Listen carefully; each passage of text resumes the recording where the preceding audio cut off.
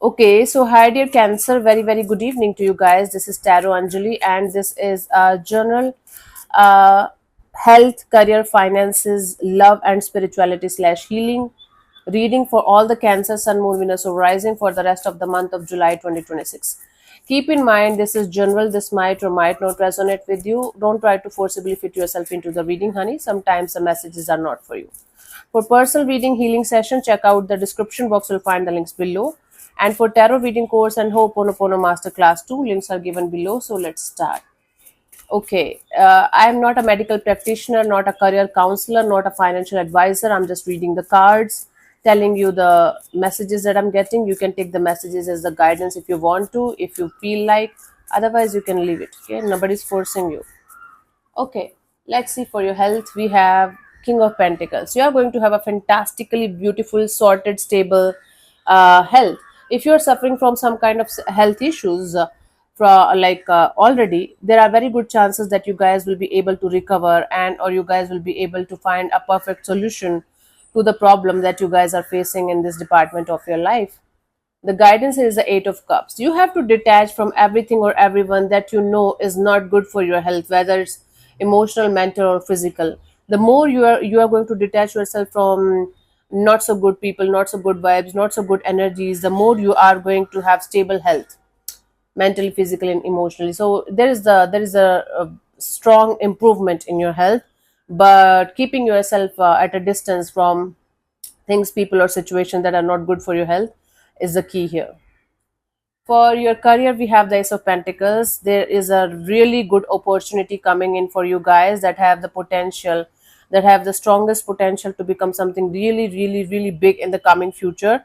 So don't take it lightly, whether this is a job or whether it's a business thing. This is something brand new. You guys are starting or maybe restarting something, but this situation has the potential to give you a long term stability kind of energy. Very good. Guidance is the devil. Don't get obsessed with the idea of wanting to get everything done exactly the way you want it to be. Sometimes the journey is totally different from how we anticipated it to be. It doesn't mean it's not working out. It doesn't mean that my way or highway is not working out, so I should sulk and cry and I should make everything look like hell. It's not like that, honey. Okay. For your finances, we have the Six of Pentacles. As long as you are going to keep track or keep balance between your spending and your earning, you are good to go. But if you are going to create any kind of imbalance, your finances might struggle a little bit. I do see on and off unstable kind of energies here, but if you will be able to find a middle ground, things can be much more positive for you. Guidance is the Five of Wands. Take care of your finances. If you have invested in multiple things, multiple situations at the same time, and things are not working out, maybe take help from a financial advisor or expert or somebody who can help you to understand what the actual heck is going on and how to balance. Keep a track on your overspending or over showing off or something like that, because it might create a lot of conflict if you are not going to be aware, and if you're not going to take care of your situation before it's going to turn into some kind of shit show. For singles, I have the Four of Pentacles. You're going to hold on to something or someone very very tightly, not opening up to anything or anyone. Either you have a specific person in your mind that you are stuck on, and or a specific kind of person, but whatever it is, you are not going to open up to anything or anyone. You are not going to fully express or fully open to the idea of being connected to someone. Guidance here is the Justice card. As long as you are not harming anybody, not hurting anybody, as long as you are on the right track, doing your own thing, you're good to go. Yeah. This holding on to something or someone might not be a good idea if that something or someone is not interested in you. If you are doing injustice with yourself, the universe is also going to do injustice with you, because the universe is just a reflection, just a mirror. It's not like the universe is going to be goody woody with you if you are going to exploit yourself for your own energies. That's how it works. Mirror. Universe is just a mirror. Whatever we are going to go like throw in the universe, it's going to come back to us. The major feeling, the major thought about a certain person or situation. For those who are already married or committed to each other, we have the Wheel of Fortune. Slowly but surely, things are changing and shifting from what they used to be to a totally different angle, to a totally different energy. Now, it can be positive, it can be negative, because the Wheel of Fortune is a card of change. It's neutral, it's not negative, it's not positive. So, if your love life is going a little bit, on the rough patch right now, it might improve, and or the vice versa is also applicable.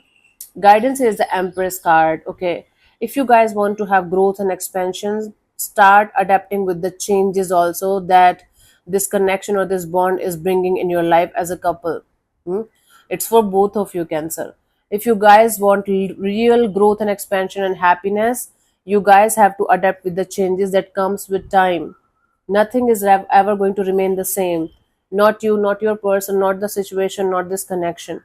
So adapting with the changes instead of fighting with each other continuously, trying to make the other person feel like shit because of the changes, because of the shifts, it's not going to help you guys. It's going to make the situation much more worse, right?